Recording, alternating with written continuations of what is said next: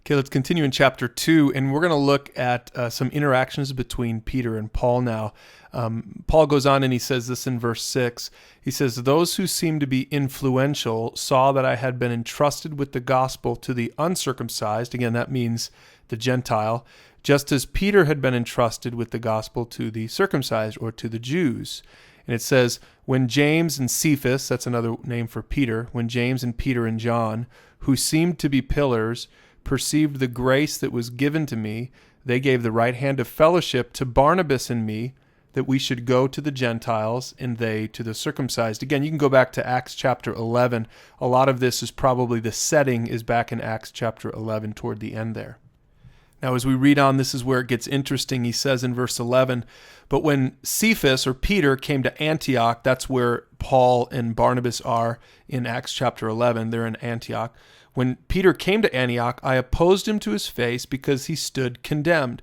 For before certain men came from James," and James was a leader of the church in Jerusalem, "Peter was eating with the Gentiles," the non-Jews.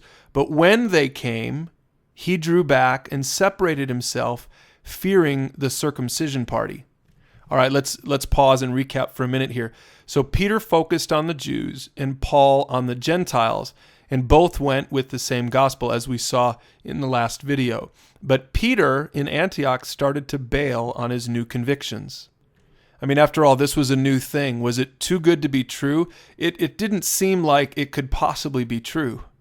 You know, it seems that maybe before these Jews from Jerusalem came up, Peter was sort of testing out the boundaries of this new freedom that they had. Maybe he was starting to eat pork, but then all of a sudden these guys came, and now he backed off of that. He didn't want to do that anymore.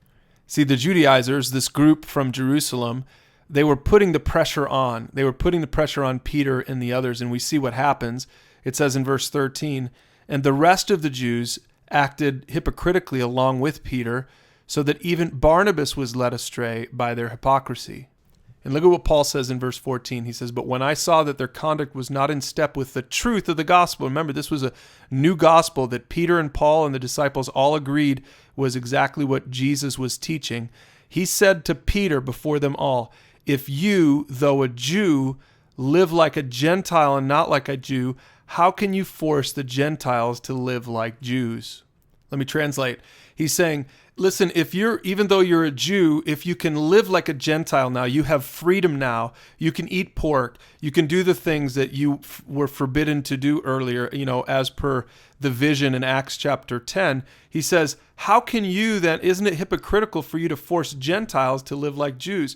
In other words, you have freedom to be like a Gentile, but now you're trying to force these new Gentile Christians to live like Jews. See, Paul had to call out Peter on his hypocrisy.